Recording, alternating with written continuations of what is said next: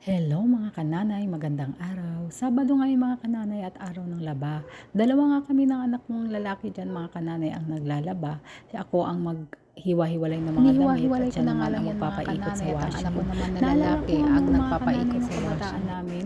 Sa probinsya kami, ang layo na nilalaban namin, pupunta pa kami sa balon mga kananay. Ate ko lang ang naglalaba at ako ay naglalaro. Umaakit ako sa puno ng aratilis at puno ng kamatsili. Pagkatapos maglaba, itatawagin lang ako ng ate ko. At ang pinakamahirang part dun mga kananay, pag uwi namin, abaw, ang bigat-bigat talaga ng mga labahan pa uwi sa bahay kasi mga basa na.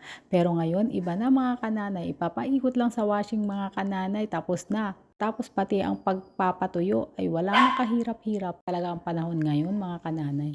Mabuti na lang may washing machine.